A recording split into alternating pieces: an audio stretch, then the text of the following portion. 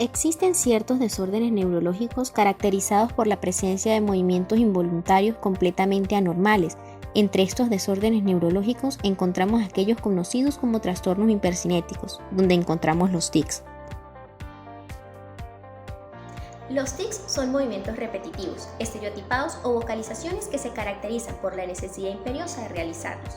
Conllevan a la aparición de una tensión interna que aparece al intentar reprimirlos, con la desaparición de la misma y sensación de alivio tras la realización del tic. Generalmente son de apariencia más coordinada que otros trastornos del movimiento, y aunque son de carácter involuntario, frecuentemente tienen apariencia de movimientos propositivos. Los tics pueden ser de carácter transitorio, en cuyo caso son extremadamente comunes en la infancia. Pese a que no se ha determinado de forma concluyente la causa del trastorno por tics primario, es ampliamente aceptado que son resultado de la interacción de factores genéticos, neurobiológicos y psicológicos, así como de influencias ambientales. Una alteración en la regulación del circuito corticoestriado tálamo-cortical con afectación de los sistemas dopaminérgicos y serotoninérgicos es la principal hipótesis causal del trastorno por tics. Se cree que el exceso de actividad del sistema dopaminérgico en los ganglios basales causa una deficiente inhibición subcortical y un fallo en el control automático del movimiento, lo que clínicamente se presenta como tics vocales o motores. Se estima que entre un 4 y 12% de los niños presentan tics en algún momento durante su desarrollo. Aproximadamente 3 a 4% padecen un trastorno por tics crónico y un 1% padecen trastorno de la Tourette. Los niños y los adolescentes tienen más probabilidad de padecer tics que los adultos. Esto puede deberse a la alta tasa de remisión espontánea en pacientes jóvenes. El trastorno es 3 a 4 veces más frecuente en niños que en niñas y se ha establecido predisposición familiar. Los tics se pueden clasificar de diferentes formas, dependiendo de sus características clínicas, del tipo de movimiento producido o de su etiología. Se clasifican en simples y complejos, y estos a su vez se clasifican según su cualidad, en motores o vocales, siendo así simples aquellos que implican un solo músculo o ruidos aislados, y complejos aquellos que involucran actos con varios músculos, así como también la pronunciación de palabras o frases que pueden tener o no sentido o significado lingüístico. Los tics simples pueden comenzar en la infancia y persistir a lo largo de la vida adulta. Los más comunes a nivel motor son parpadeo, girar los ojos, hacer muecas, sacudidas de cabeza, sacudida de los hombros, sacudidas del torso y la pelvis, sacudida del abdomen, movimientos de manos y brazos, movimientos de pies y piernas. En cuanto a fonatorios, toser, aclarar la garganta, aspirar fuerte, silbar, gruñir, producir sonidos animales, pronunciar sílabas, pronunciar palabras o emitir gritos.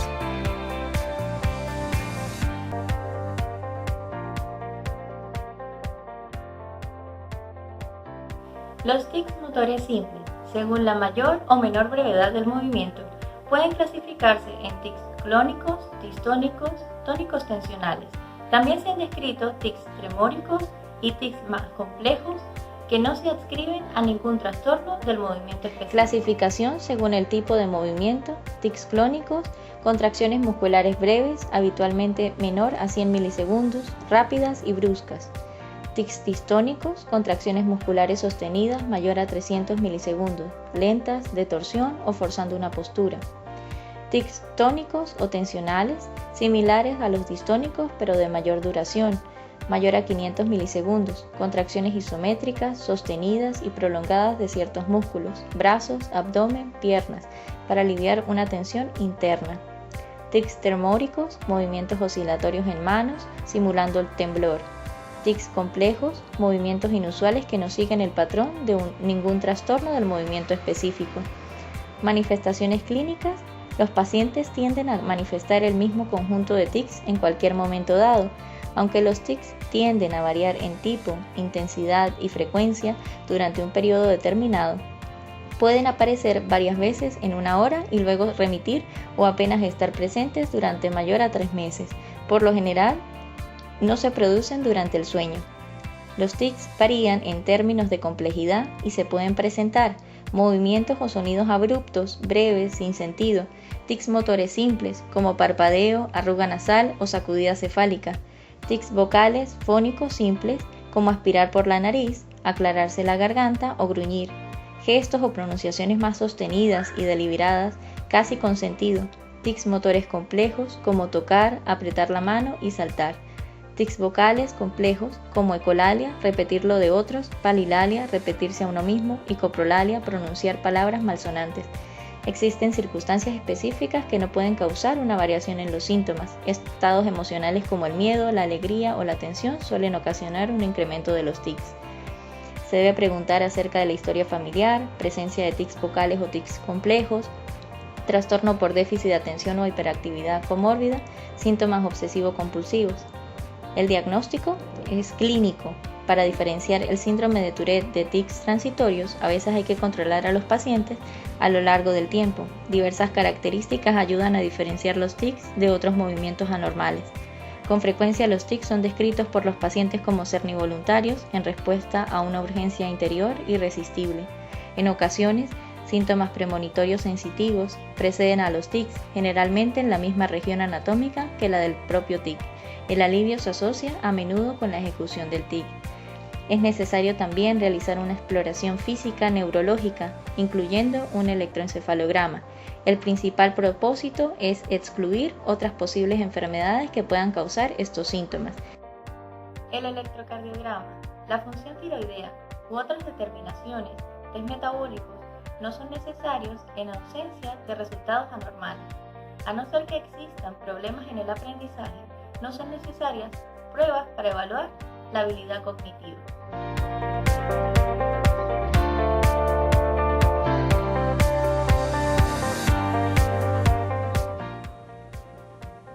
En cuanto al diagnóstico, podemos decir entonces que los trastornos por tics se identifican mediante una anamnesis adecuada de la historia personal y familiar del paciente. Para ello existen entrevistas y cuestionarios estandarizados que pueden implementarse, como por ejemplo la escala global de gravedad de tics de Yale, que es la herramienta estándar avalada que se utiliza en la mayoría de estudios por síndrome de Tourette y otros tics en general. Cuando se lleva a cabo, se evalúan una serie de parámetros que permiten establecer con mayor detalle el tipo de tic que se está presentando, la edad de aparición del mismo.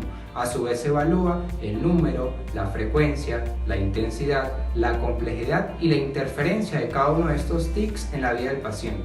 De forma completa se evalúa la severidad y la discapacidad global que está causando el padecimiento, por medio de un puntaje que permite inferir el deterioro en la calidad de vida del paciente.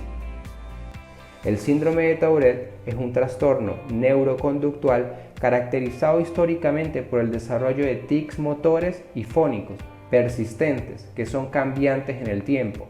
Es la entidad más frecuente causante de tics primarios. Recibe su nombre del neurólogo francés Georges Gilles de la Tourette. Los primeros síntomas del síndrome de Tourette tienen una edad típica de inicio entre los 5 y los 7 años. Frecuentemente disminuyen su intensidad o incluso desaparecen en la vida adulta.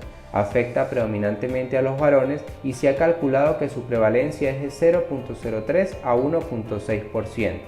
Los tics motores simples que se presentan en el síndrome siguen una distribución cefalocaudal, siendo más frecuente a nivel de la cara, cabeza, cuello y cintura escapular. Los más comunes son el cierre de párpados y otros movimientos en áreas circundantes.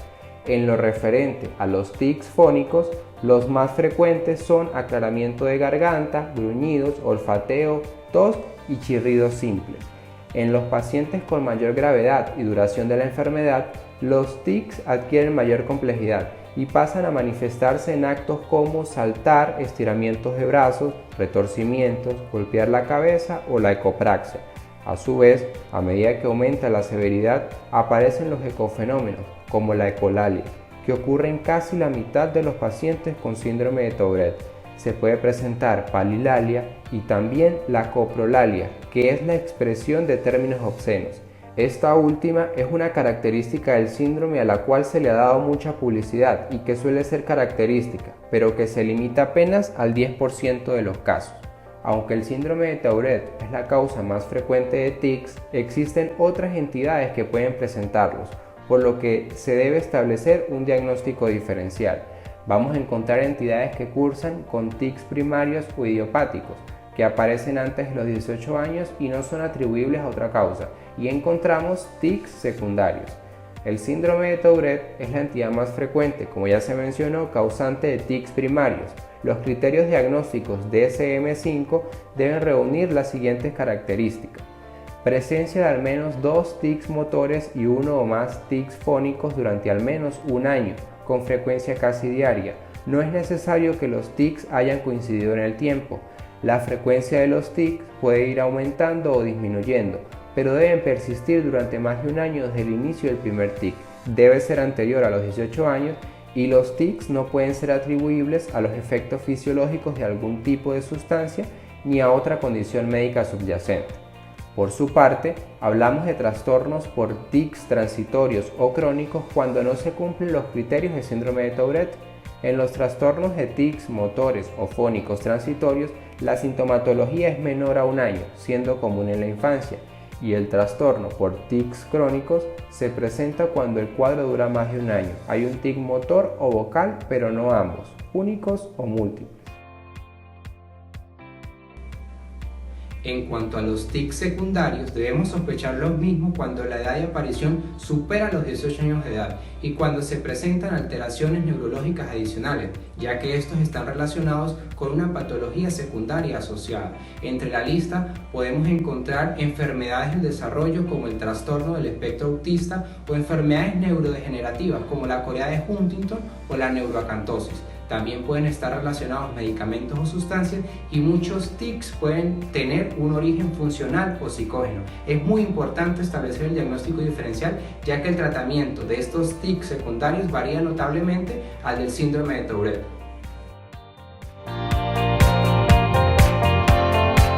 Etiología y fisiopatología del síndrome de la Tourette. La relación que existe entre el tic infantil y el síndrome de Gales de la Tourette aún es incierta. Este síndrome es un trastorno frecuente cuya prevalencia va desde 10 a 700 por cada 100.000 y una ponderancia masculina de 3 a 1 en un síndrome clásico, aunque en las mujeres se presentan más características propias del síndrome obsesivo-compulsivo que de los tics. La causa del síndrome de Tourette se desconoce, aunque los estudios epidemiológicos apoyan un rasgo autonómico dominante fluido por el sexo. Las pruebas actuales refuerzan la posibilidad de un perfil de herencia compleja en que intervienen uno o varios genes mayores múltiples y loci, poca penetrancia e influencias ambientales. Después de que en una familia hay un primer hijo afectado, el riesgo de que aparezca otro hijo es de un 25%. Se desconoce la fisiopatología del síndrome de Tourette, pero se ha planteado la posibilidad de alteraciones en la neurotransmisión dopaminérgica y en la regulación de las endorfinas en el sistema opioide. Algunos casos del síndrome de Tourette pudieran ser consecuencia de una respuesta autoinmunitaria a una infección por estreptococo beta-hemolítico, que es un trastorno neuropsiquiátrico autoinmunitario de niños por infección estreptocóxica. Sin embargo, este es un planteamiento controvertido. En cuanto al tratamiento, para el tratamiento específico de los tics contamos con diferentes opciones como tratamiento farmacológico, tratamiento conductual, estimulación magnética transcraneal y tratamiento neuroquirúrgico. Los dos primeros grupos constituyen tratamientos bien establecidos, mientras que los dos últimos se consideran procedimientos aún en investigación. Se debe resaltar que todos ellos son tratamientos sintomáticos, sin evidencia de que modifiquen favorablemente el curso de la enfermedad. Por otro lado, se asocian en mayor o menor medida con inconvenientes y posibles efectos adversos. Debido a ello, se han propuesto criterios para establecer su indicación considerando el balance beneficio-riesgo. El tratamiento será indicado cuando se presente en cualquiera de las circunstancias, como por ejemplo, malestar importante o dolor, problemas emocionales significativos como ansiedad, depresión o baja autoestima, interferencia funcional en las actividades laborales o personales y estigma social relacionado con el acoso o el aislamiento.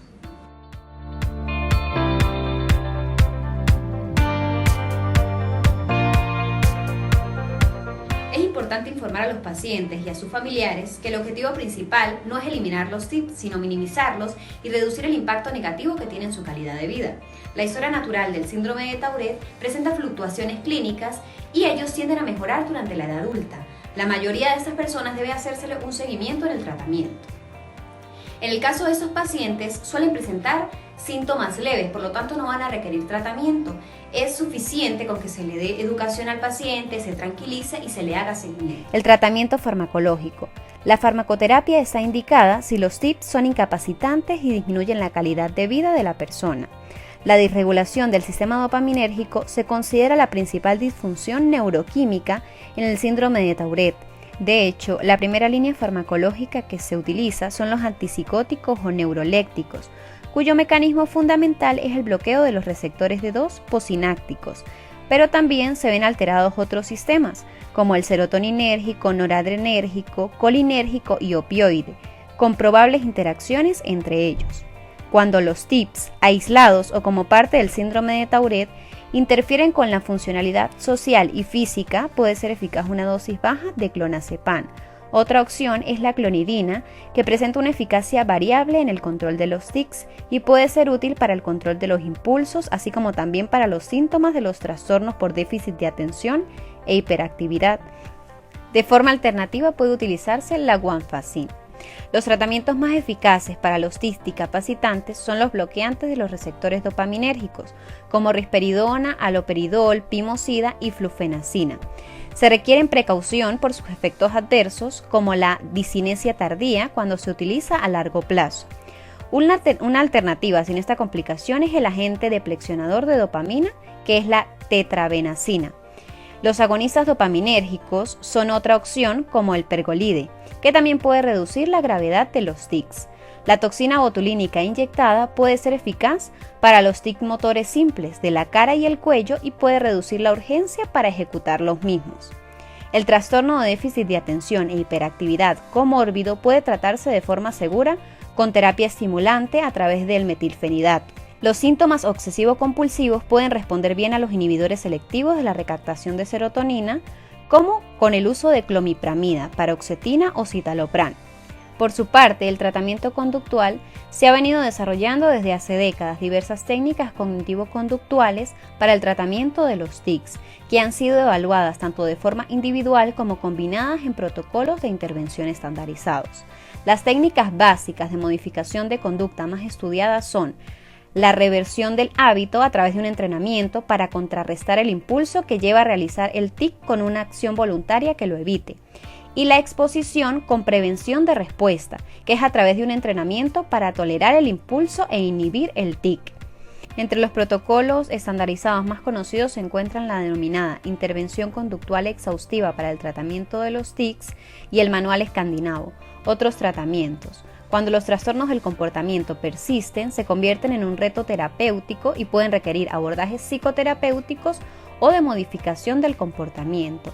Aunque la estimulación cerebral profunda no está aprobada completamente, gracias a diversos estudios se ha demostrado su eficacia, específicamente si ésta está centrada en la zona anterior de la cápsula interna. Para finalizar, el pronóstico de estos pacientes suele ser bastante bueno. La historia natural del síndrome de Tourette suele mejorar durante la adolescencia. La mayoría de ellos, aproximadamente el 50%, remiten completa o totalmente.